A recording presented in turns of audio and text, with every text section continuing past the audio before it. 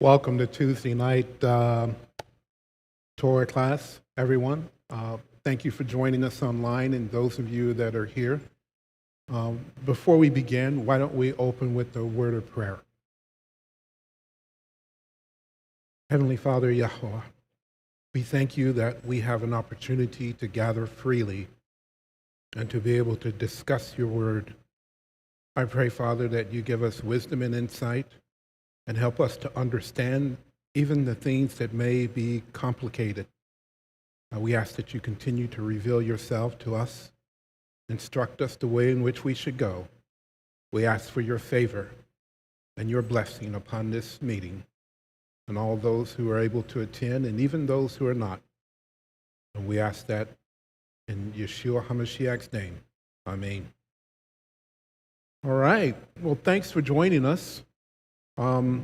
We're actually in Leviticus 16, but we just finished up Leviticus 15 and Leviticus 14. And if you remember, Leviticus 14 dealt with the Matzorah, which is the person that has Saharat, leprosy. How's the sound? Is it all right? We good? Okay. And then later on in Leviticus 15, it had to do with any uncleanness, any discharge that would cause uncleanness, and including the nidah. We also dealt with the fungus and mildew on the home. So there's a common theme that we see building up, and it's about being set apart or clean ceremonially so that we can approach the Father and have a relationship with him. So this is called after the death, or akere. I'm going to mispronounce this word, akere mot. So in this topic, it talks about the ritual that would be performed annually on the Day of Atonement, or Yom Kippur, by the high priest. We also get a little bit more of the character of Elohim and how it is important, how important it is to approach him. So why don't we begin reading? Let's see, how far should we read? Well, let's go ahead and read Leviticus 16, and we'll go from verse 1 through 34. Leviticus chapter 16, and we'll start at verse 1.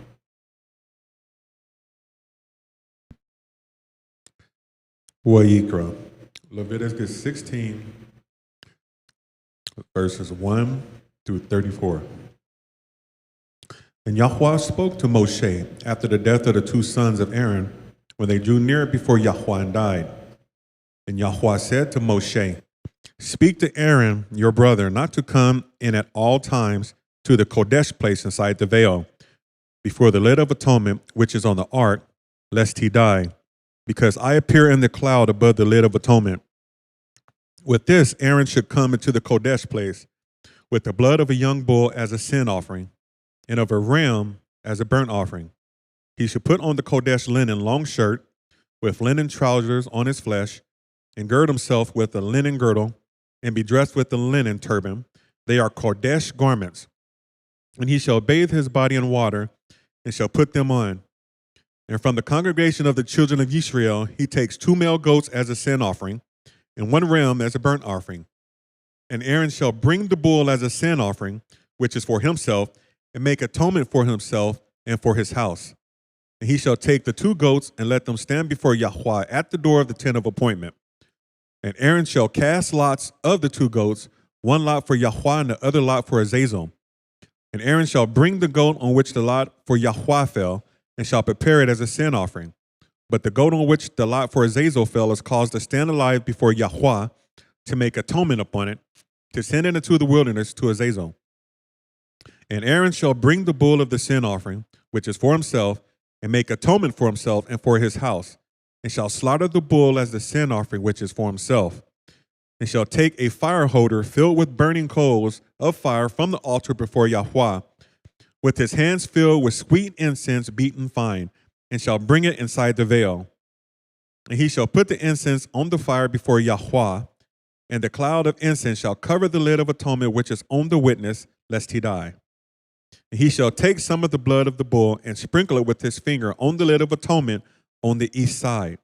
Also in front of the lid of atonement he sprinkles some of the blood with his finger 7 times. And he shall slaughter the goat of the sin offering, which is for the people, and shall bring its blood inside the veil, and shall do with the blood as he did with the blood of the bull, and sprinkle it on the lid of atonement and in front of the lid of atonement.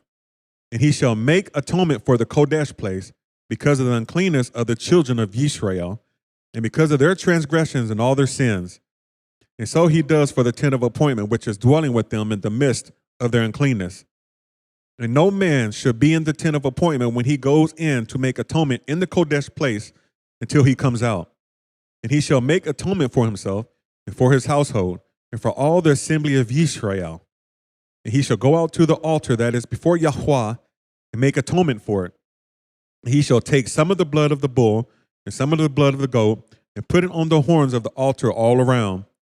And he shall sprinkle some of the blood on it with his finger 7 times and cleanse it and kadosh it from the uncleanness of the children of Israel. And when he has finished atoning for the Kodesh place and the tent of appointment and the altar, he shall bring the live goat. Then Aaron shall lay both his hands on the head of the live goat and shall confess over it all the wickedness of the children of Israel and all their transgressions and all their sins, and shall put them on the head of the goat and shall send it away into the wilderness by the hand of a fit man. And the goat shall bear on itself all their wickedness to a land cut off. Thus he shall send the goat away into the wilderness. Aaron shall then come into the tent of appointment and shall take off the linen garments which he put on when he went into the Kodesh place, and shall leave them there. And he shall bathe his body in water in the Kodesh place, and shall put on his garments, and shall come out and prepare his burnt offering and the burnt offering of the people, and make atonement for himself and for the people, and burn the fat of the sin offering on the altar. And he who sent away the goat to Azazel washes his garments, and shall bathe his body in water, and afterward he comes into the camp. And the bull for the sin offering and the goat for the sin offering, whose blood was brought in to make atonement in the Kodesh place, is brought outside the camp. And they shall burn their skins and their flesh and their dung with fire. And he who burns them washes his garments, and shall bathe his body in water, and afterward he comes into the camp. And this shall be for you a law forever. In the 7th month, on the 10th day of the month, you afflict your beings. You do no work, the native or the stranger who sojourns among you. For on that day he makes atonement for you, to cleanse you, to be clean from all your sins before Yahweh. It is a Sabbath of rest for you, and you shall afflict your beings a law forever. And the Cohen, who is anointed and ordained to serve as Cohen in his father's place, shall make atonement and shall put on the linen garments, the Kodesh garments.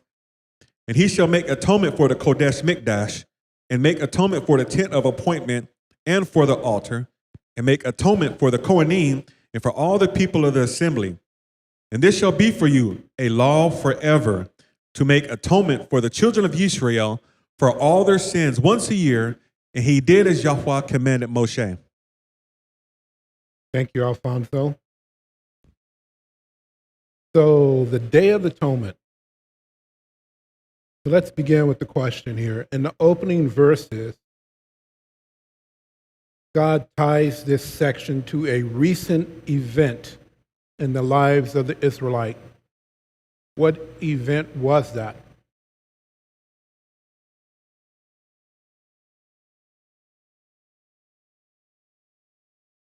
Death of the 2 sons. Okay. So what happened with the death of the 2 sons? Does anybody recall? How far back was that?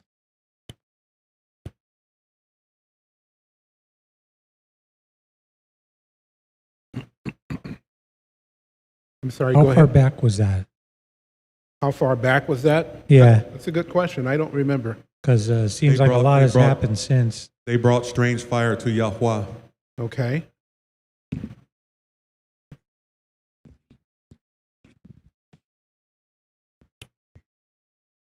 Is that better? that better? Okay. That was in chapter 10. Chapter 10. You have the verses there? Well, chapter 10, verse 1 says, And Nadab and Abihu, the sons of Aaron, each took his fire holder and put fire in it, put incense in it, and brought strange fire before Yahuwah, which he had not commanded them. Okay. So Yep. that's basically what they did. So it's interesting because when you read that in chapter 10, right after that, it talks about not being intoxicated or drinking anything. Do you have that verse also?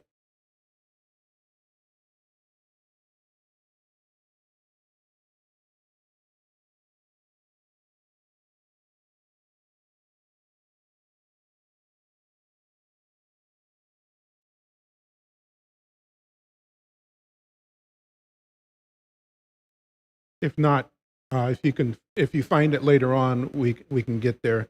And if anybody online finds that, Well, I just thought it interesting that between verse 10 or chapter 10 and 16, there's just a lot of teaching that has happened. yeah, there is. So it says that the instruction for the Day of Atonement, or Yom Kippur, of course, it begins by remembering or recalling the deaths of Aaron's sons, Nadab and Abihu. They died because they came to Elohim before him without proper preparation and the process. Now, this is talking about how the high priest is supposed to come. And they couldn't just come in any time they wanted to, or any way they chose to come. There was a protocol. I was listening a little bit to Rico Cortez, and he was talking about, he gave the example of if he had been working out in the yard and he got dirty and filthy and he came in and wanted to embrace his wife, she would say, no, you need to go take a shower first. You need to go get clean before he could actually approach her. This is talking about the ritual, being ritually clean, but we also know from other passages in Scripture where if someone had came and maybe they were ritually clean, but they were morally unclean, that would be rejected. Now, which one was Nadab and Abihu? I don't know. Scriptures don't tell us. But we can get a foregleam just based on this protocol that maybe they didn't follow the right protocol. They were not the high priest. They were not supposed to come. And so anything that would not be proper or the proper way to approach the Father would be worthy of death. Go right ahead, please. Alfonso. I found the verse. It's Leviticus Chapter 10, verse 9. Do not drink wine or strong drink, you nor your sons with you, when you go into the tent of appointment, lest ye die. A law forever throughout your generations. Is that what you're looking for? Yes. Thank you, Alfonso. So this is weighty. One of the things that we see at verse 2, where it says, I'm going to be reading from the Complete Jewish Bible. It says, Adonai said to Moshe, tell your brother Aaron not to come in at just any time into the holy place beyond the curtain in front of the ark cover, which is on the ark, so that he will not die, because I appear in the cloud over the ark cover. One of the notes that's here in this workbook that was put together by Jerry Watkins is, this is a dangerous job. The high priest could not go into the Holy of Holies at any time that they chose, or else they would die. And even when they did go in, they'd have to make sure that they would come in and, how do you say, the incense would actually cover the,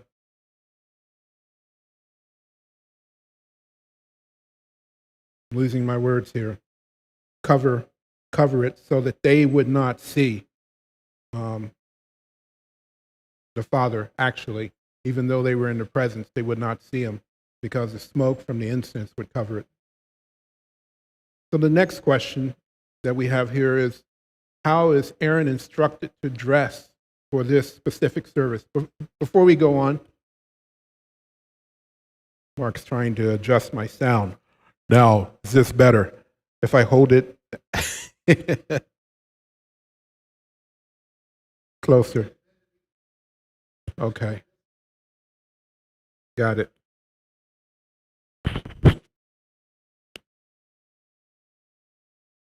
Without touching.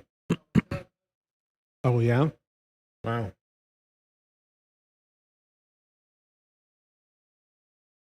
I don't know. Still not.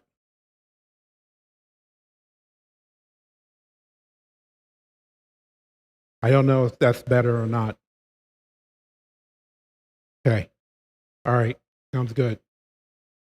So are there any questions about verses 1 and 2 and, let's just say through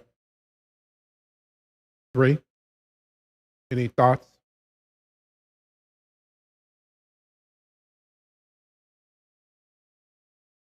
Well, let's get into the next one is, how is Aaron instructed to dress for this specific service?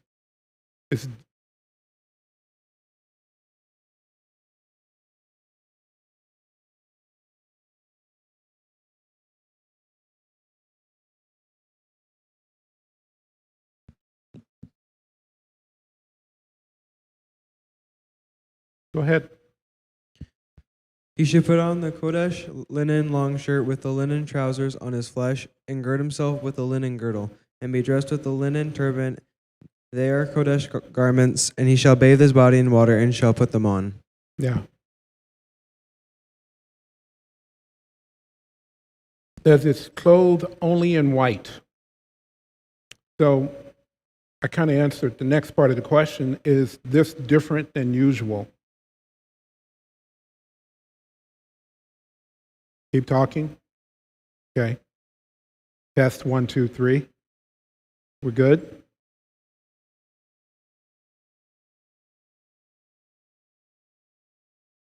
Well, in this case, he would not wear the ephod, nor would he be wearing the blue robe. This was only dressed in white linen.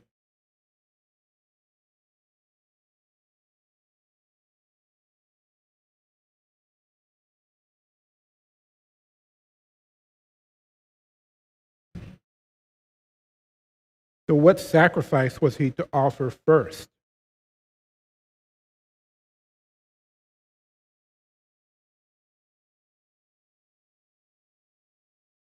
Go ahead, Mike. The bull for a sin offering for himself and his house. Okay. What were the consequences if he did not offer the sin offering for himself?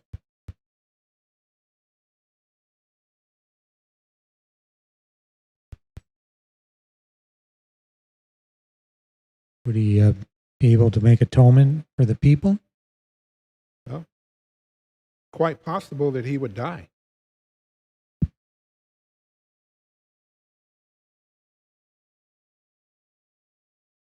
But you make a good point about the atonement for the people. Let's do a slight detour and let's go to Numbers 18. Numbers chapter 18.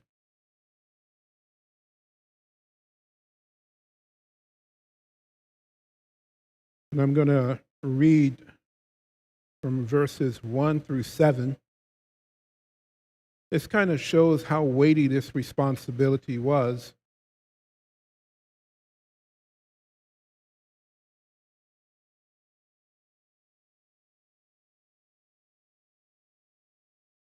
And it says, so Yahweh said to Aaron, you and your sons and your father's household with you shall bear the guilt in connection with the sanctuary. And you and your sons with you shall bear the guilt in connection with your priesthood.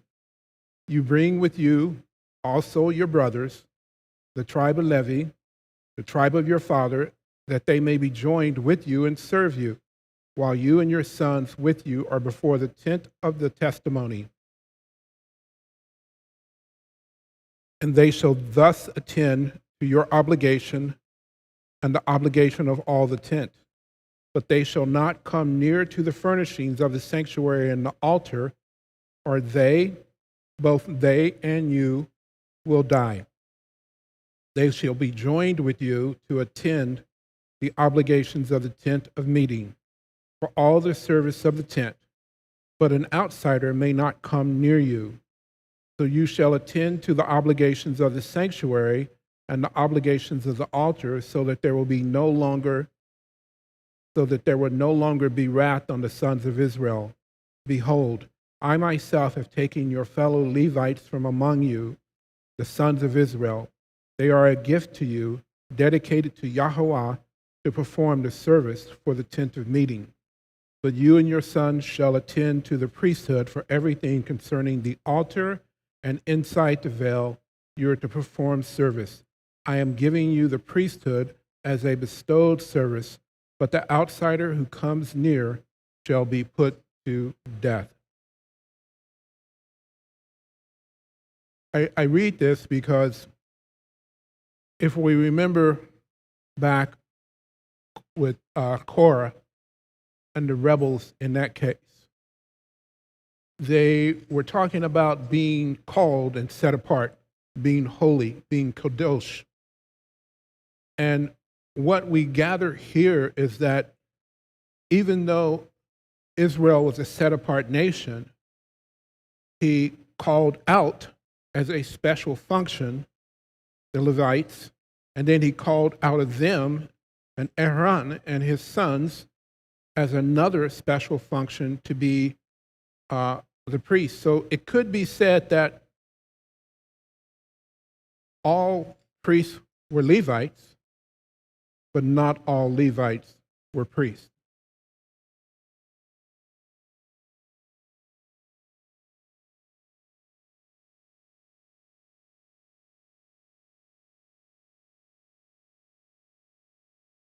So back again, just to recap, what was the purpose of the sacrifice that Aaron was to offer first? Atonement for himself and his family. Okay. All right.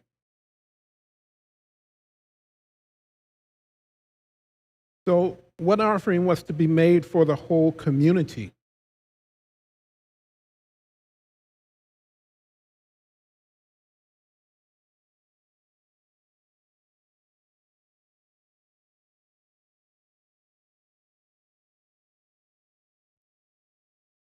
One of the goats. Okay. How did that? What was the process behind the goats? What happened there? So there would be two goats, and then what would happen? We're down here. Let's see.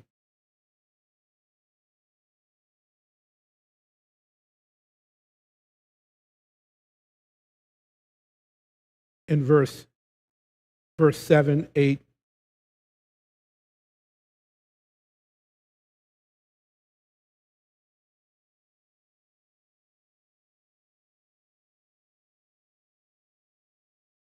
Well, I'll just read it then.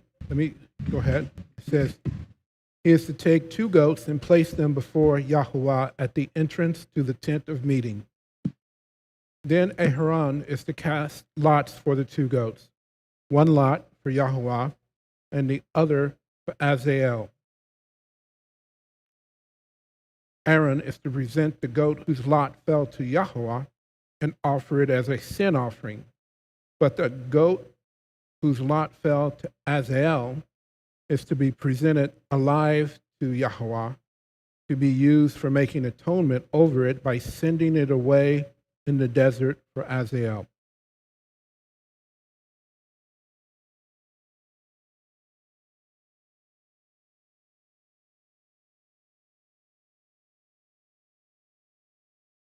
Any additional thoughts on this?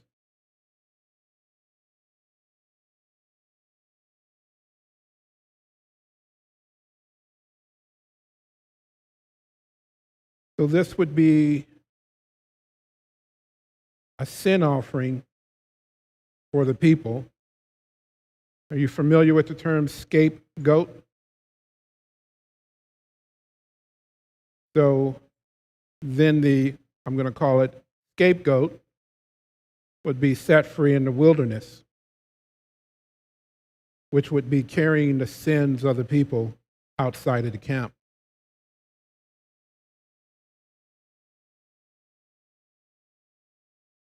You guys are quiet tonight. Keep this up. We'll have to have Alfonso and Elijah come and do a song and dance or something. Like to see that, huh? All right. So let's go to the scapegoat. Scapegoat in the Leviticus 16:8. The Hebrew word often translated as scapegoat in many translations is Azazel, which literally means goat of departure or removal. The ritual described in Leviticus 16:20 through 22 then assures the removal of all the sins of the Israelites from the community.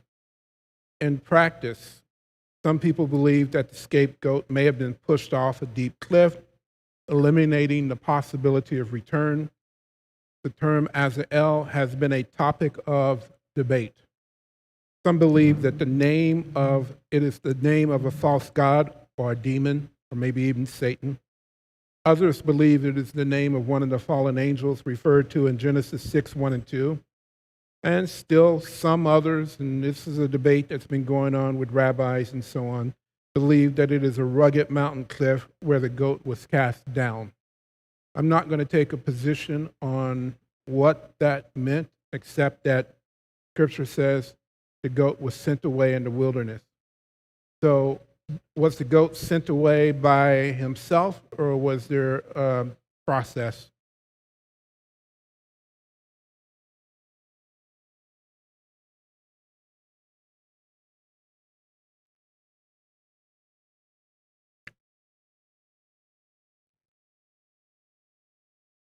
Okay.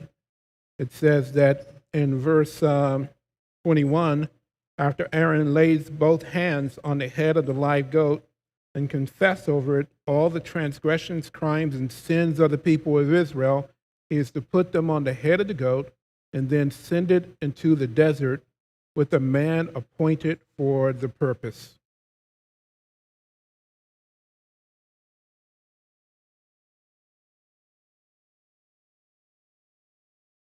The goat would bear all the transgressions away to some isolated place, and he is to let the goat go in the desert. In verse 23, it says Aaron is to go back into the tent of meeting, where he is to remove the linen garments that he put on when he entered into the holy place, and he is to leave them there. Then he is to bathe his body in water in a holy place, put on his other clothes, come out, offer his burnt offering and the burnt offering of the people, thus making atonement for himself and for the people.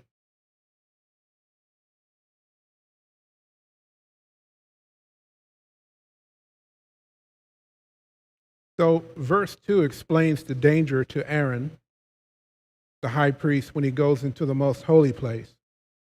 So what, according to verse 13, is he supposed to do to prevent this?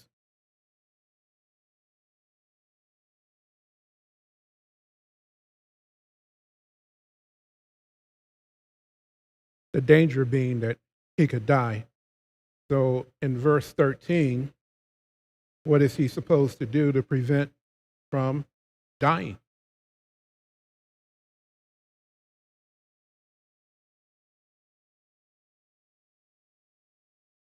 And you can read verse 13 if you like. And he shall put the incense on the fire before Yahweh, and the cloud of incense shall cover the lid of atonement, which is on the witness, lest he die. Okay. So the incense would cover the kaparet or the atonement cover. and that smoke from the incense would be there. Let's just, why do you think that was? Any thoughts?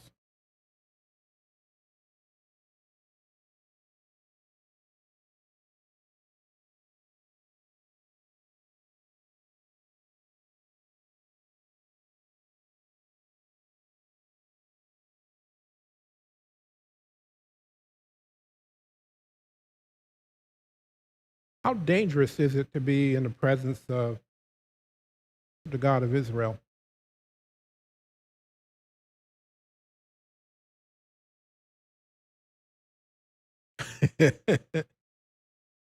You keep giving Elijah the mic and you're not saying anything. Come on, Alfonso. Mess up, man. Come on. Straight away with it. He was giving me his answer, so I was trying to pass him the mic. Okay. Young minds. What was the answer that he gave you? How dangerous is it to be in front of the God of Israel? I said it's so dangerous we can't even explain how dangerous it is. That's all I I'm said. sorry. It's so dangerous we can't even explain how dangerous it is. Okay. You know, I'm going to go back to verse 1, and it talks about after the death of Aaron's two sons. And we know that they died because they didn't follow proper procedure or protocol in coming to make an offering before Yahweh. And each one of these things was said, it says, do this so that you do not die. Do this so that you do not die. So there was protocol, there was procedure to approach the Father. And it was to be taken seriously, or as Ralphie would say, it was a weighty or a Kodesh matter. It wasn't just you walk in, hey, casually, like, God is your homeboy or something. No, this was weighty. And even though they were set apart, they were kadosh, they were a kadosh people, set apart people, and those who had a responsibility, they were set apart for that responsibility, but that responsibility still was a weighty one, and it was not to be taken lightly.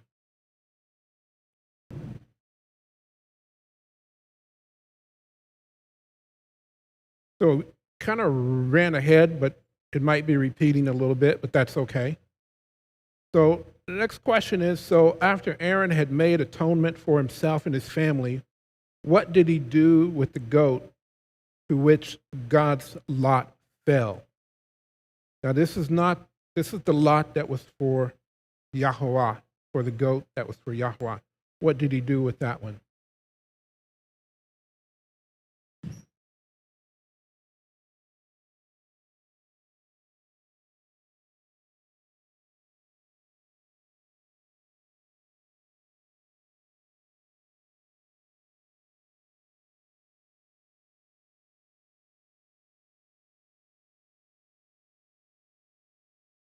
You guys are holding me in suspense here. Go ahead, Alfonso. Or Mike. Whoever goes first. Come on, it's a competition. Verse 15. And he shall slay the goat of the sin offering, which is for the people, and shall bring its blood inside the veil, and shall do with the blood as he did with the blood of the bull. Sprinkle it on the lid of atonement and in front of the lid of atonement. Okay. What do you have? So he slays the goat. Go ahead. That was it. And Alfonso, did you have something else? What about verse 16? What does it say there? He shall make atonement for the set apart place because of the uncleanness of the children of Israel, and because of their transgressions and all their sins. And so he does for the tent of appointment, which is dwelling with them in the midst of their uncleanness. So is there anybody else that's helping him out in this process? I think he's in there alone. Verse 17 says, "No one is to be present in the tent of meeting from the time he enters to the holy place to make atonement until the time he comes out, having made atonement for himself, his household, and the entire community of Israel." So now, wait a minute. What kind of uncleanness could we be talking about here that he's making atonement for? And this Day of Atonement, how many times would this happen? Would this Day of Atonement happen every week, every month, Well, it was once a year. once a year? So he goes in and all in one time slays the bull, does all the with the blood on the lid of atonement, right? And then he does the goat. He does that all at one time while he's in the Holy of Holies by himself. It looks like some of these things took place outside of the Holy Holies in preparation, and some of it took place in. Mark, if you got a comment, feel free to jump in there. So he slays the goat outside, then Put he you on the brings spot, didn't I? Mark's gonna. We're talking about the process that, one, Aaron would be doing this all alone. There would be nobody else inside. And the preparation of the goat and the offering of the sins for himself and his family, and now the whole community, he would bring certain things were done outside, and then he would enter into the Holy of Holies to make the offering. Everything Well, I think wasn't done. he slays the bull and the goat outside, and then he brings the blood inside. Yes, exactly. But So- he's in there by himself. He's in there by But himself. he does the bull, the blood of the bull, and then the blood of the goat, kind of back to back, right, all at one time. Is that the idea? That's how I understand it. I mean, I would imagine that this being done carefully would not be done hastily and very quickly. I would imagine that this would be a process that would take the greater part of an afternoon or a day.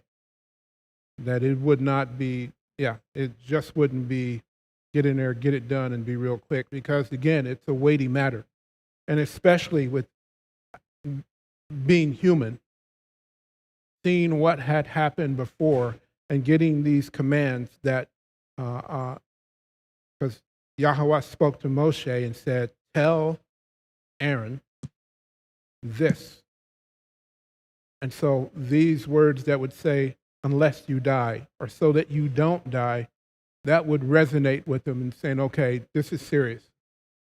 I had even heard that some of the priests, the high priests, would stay sequestered for 7 days before their period of time, because they did not want to defile themselves in any means. So they would kind of like put themselves in quarantine before they would actually go on their appointed time. So it was a weighty matter. I mean, when you knew that your time was coming up where you had to serve as high priest, you're not only bringing the offerings for yourself and your household, but you're bringing on this Day of Atonement the sins for the entire nation. And when you think about that and you fast forward to the New Testament, how it talks about Yeshua, then it's a weighty matter. Go ahead, Mark. I was just going to say that, so in some of the readings that I had read, he's got two hands, but he's really juggling some stuff here. And so when he gets to go into the final stage, the Holy of Holies, the most holy place, where he's going to, cause the smoke to fill the room before he can go in, he's got the handful of the incense. He's got the pan with the coals on it, but then he also has to come back with the blood. And so all that stuff is, it's weighty. I mean, as far as, you don't want to mess anything up. And then to put the incense on the coals in the pan, slide it in there, and then you got the two staves from the poles from the ark so that you knew where you were coming in at. And so it was some intense stuff. You know, you don't want to blow. So yeah, he's juggling some very, very weighty stuff. Yeah, indeed. Let's take a detour a little bit and let's go to Hebrews 8, chapter 8.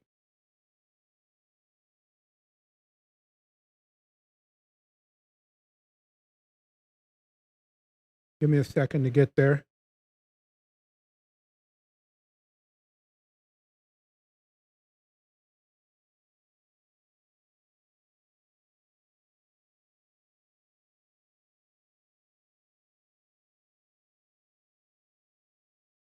I'll go ahead and read. I'm just going to read 4 verses. Maybe, yeah, I'll read 4.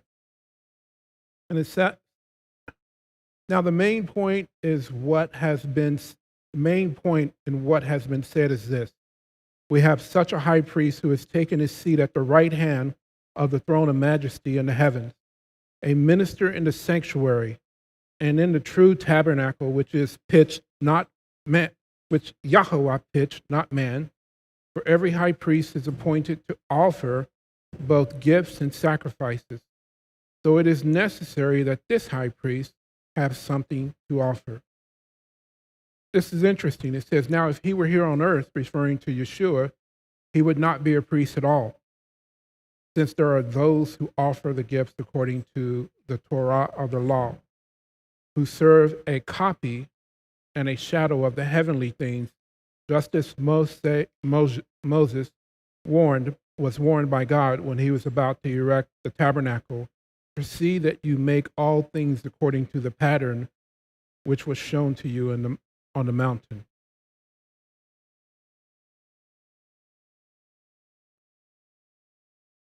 So there's a difference between, I would say, what Yeshua was able to do and what the high priest was able to do. There were sins that Paul refers to as the curse of the law, sins that would cause death.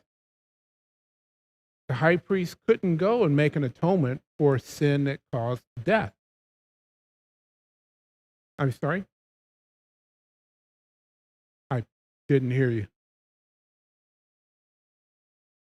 He would just die. Yeah. So there were certain things that carried a death sentence. But with Yeshua, why was it a better sacrifice? Why was it? Because he was still carrying the sins of a nation and a people with him. But he is a better sacrifice because you're looking at Mike. Come on, Alfonso. Because he was without sin Okay. and he was the Son of God. So And he was Go ahead. I'm sorry. I can't actually say he was the living Torah, but he showed us how we should live and how we should follow in his commands. And he was the example and the lamb for the slaughter. His main thing was to come to bring us back to the Father, to get us out of the divorce contract. Yeah. Get us out of the divorce contract, but also out of the contract with death.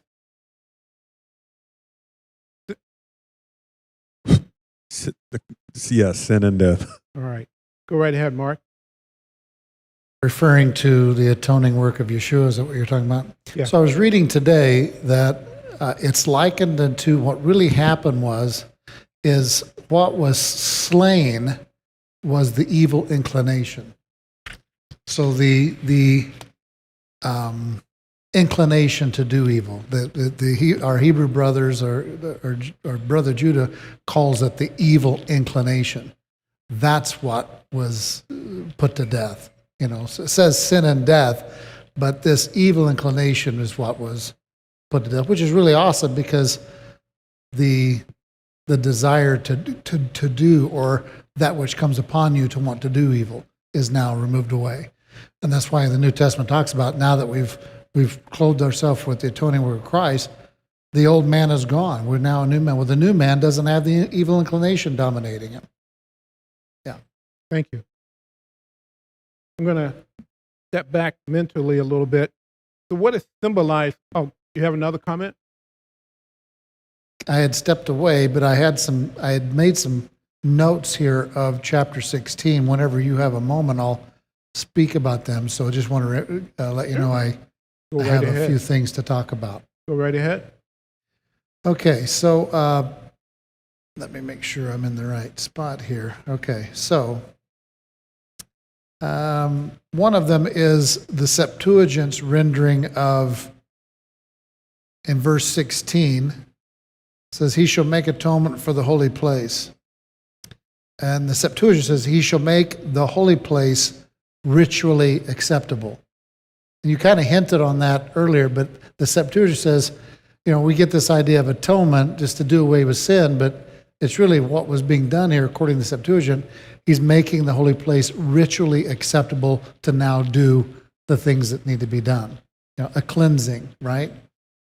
And then it says, he shall do for the tent of meeting which abides with them in the midst of their impurities. The Septuagint says, because of their wrongs, their wrongdoings. Okay? The other thing that I wanted to mention is, I think it's this. So in verse 20, it says, when he finishes atoning for the holy place and the tent of meeting and the altar, he shall offer the live goat.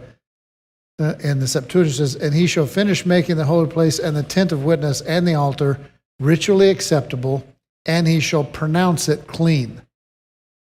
So there's a pronouncement of it being cleansed, right? Which was really awesome. And in verse 21, the English says, he shall confess over it the iniquities of the sons of Israel and their transgressions. The Septuagint says he shall confess all the lawless deeds, all the Torahlessness that they have done, basically is how the Septuagint points it out. And then I think there's one other thing. Okay. Verse 26, the one who releases the goat as the scapegoat, Septuagint says, the one who sends off the goat set apart for release. So it's a goat set apart for release, according to the way the Septuagint renders it. So I think that was my... one other thing. Verse 31. This is a Sabbath of solemn rest. The Septuagint says, this rest shall be a Sabbath of Sabbaths. And the interesting thing, I believe that the Spanish version, I think it calls it Sabbath or something like that. Yeah. So it's really interesting. It's a Sabbath of Sabbaths, a Sabbath of Sabbaths. Yeah. Yeah, in this translation it says, it is a Sabbath of complete rest for you, and you are to deny yourself or fast at that particular time. Yeah. That's all.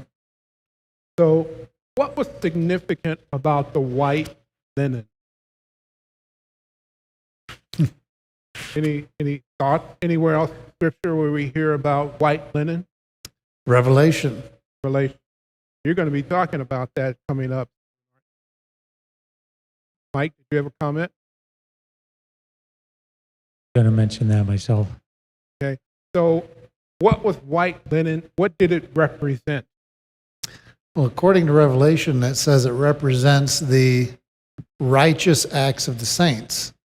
But if you look at that, and I've talked about this here before, if you look at this Greek word for righteous, it says, and it's a plural word in this verse, it says when it's a plural word, it specifically, emphatically means the deeds of the Mosaic law.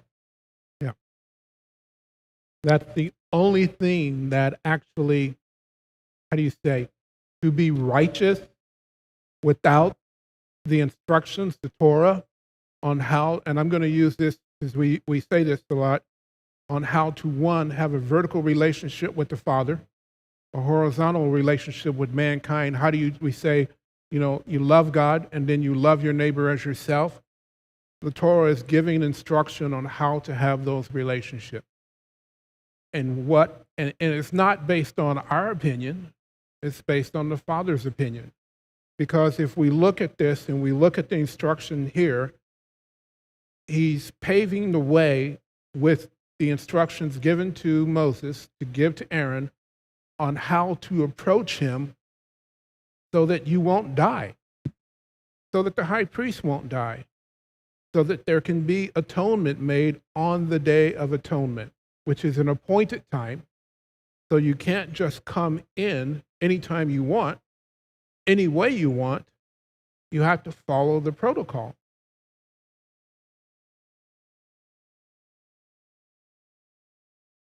One other interesting thing is I had read in verse 26, the Greek says, and the one who sends off the goat set apart for release.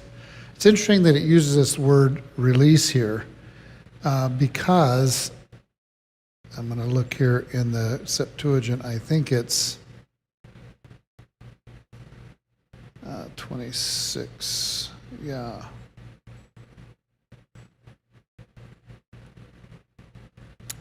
Yeah, so if you remember what Rico pointed out when he was here is this, in the New Testament it talks about that Messiah what he did was to forgive sin, and he pointed out that the Greek word in most of those occurrences was this word aphesis, something like that. I can't remember the exact pronunciation, but the Greek word means release of sin.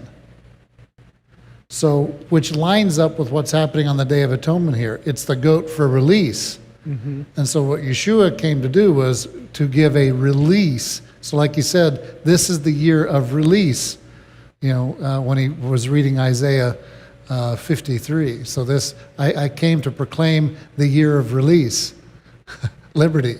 Yeah. So It's really interesting. Thank you, Mark.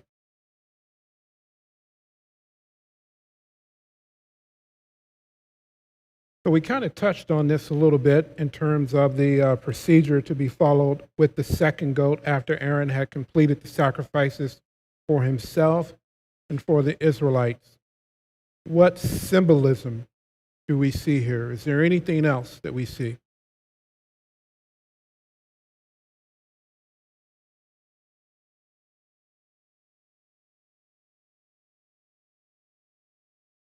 What symbolism do we see about this? We kind of touched on it. We've already kind of danced on the subject, but okay, I'll go ahead and jump it.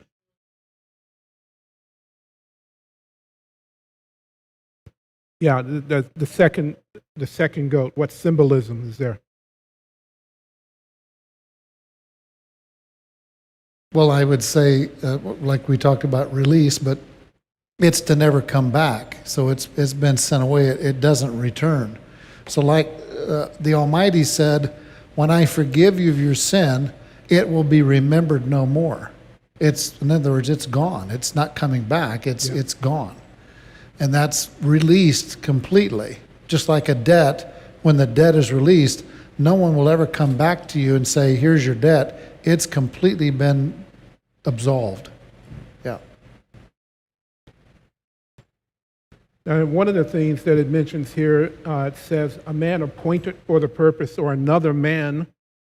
Now, traditionally, that's been supposed that would be another priest or another Levite with the responsibility of taking the goat outside of the camp. Now, what was that person supposed to do? Could they just come back into the camp? Or what were they supposed to do after they had released the goat? Go ahead, Mike. They had to wash and after coming into the camp. Or before they came back. Or before, yeah. Yeah. Wash his garments, bathe his body in water, and afterward he comes into the camp. Okay. So we're going to jump down to... So it doesn't sound like in this case he would be unclean till evening, like what would happen in a lot of other cases. with some of the other cases. Yeah, it doesn't mention about being unclean until evening or anything. It just means that they would have to wash. So this is another question that we have here, is what did both Aaron and the man who released the scapegoat have to do as they completed their task for atonement? Well, we mentioned that they would have to wash themselves. Aaron would have to change his clothes. What was done with the carcasses of the two animals that were sacrificed for atonement?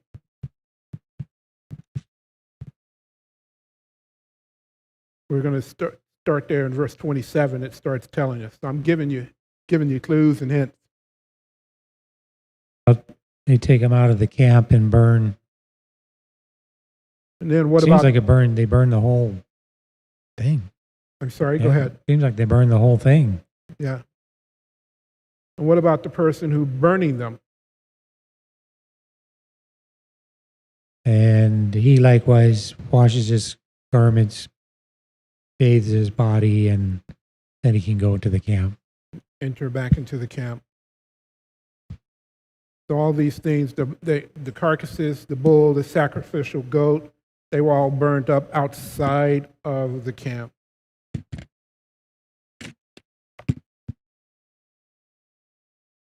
So when was this atonement ceremony to be held? We touched on this a little bit. When was the atonement ceremony to be held? It's supposed to be held on the 10th day of the 7th month. Yeah, 10th of Tishri. Huh? The 10th of Tishri, the 7th month. Correct. 10th day of the 7th month. So do you think the believers could benefit by observing this day today?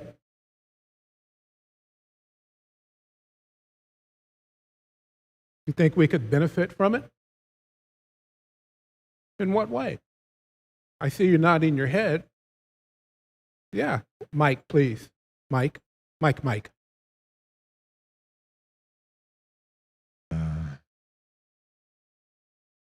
Well,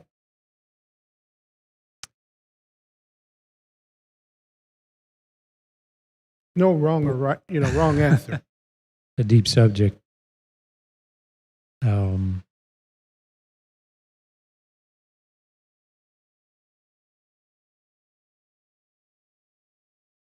don't know. What do you have? What do I have? I got nothing. You got nothing. As I was studying this and I kept looking over how weighty this responsibility was, that even the high priest coming once a year,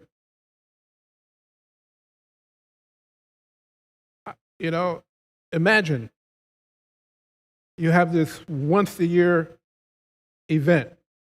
Not like you practiced it, you rehearsed it. You might mentally think about it, but you definitely don't want to mess up. So you would remember all the process. Okay, I got to wash this. Okay, I got to do this. What happens if I do this? And this honor that you get to do, where you get go before the God of Israel, and you want to carry out your duties faithfully. It's a weighty responsibility. So if it had that much weight then, imagine how much weight it has now when we start talking about Yeshua. There's several places in Scripture, especially in Revelation, where it calls out and it says, who is worthy? Who is worthy? So, one, if the high priest, in order to be worthy to do this responsibility, had to be set apart set apart again, because he's already part of a set apart group.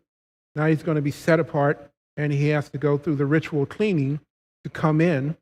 But he can't come in his regular street clothes. He has to put on the white linen, and he has to guard himself to do everything according to a proper way so that he can approach the Father, not just for himself and his family, but for the nation. That's weighty. That's heavy responsibility, and not to be taken lightly. Kavod, yes. And then in verse 34, it says, this is to be a lasting ordinance for you. Atonement is to be made once a year for all the sins of the Israelites. I think when we start thinking about the prophetic picture, when Yeshua said all of these things spoke of him, I think we should kind of carry some of that weight in our hearts to really say, wait a minute, this is not a casual affair. The Father didn't think of it as being casual, and certainly Yeshua didn't think of it as casual. And I'm sure the high priest, when he started looking at this, it's like, oh, it's my turn?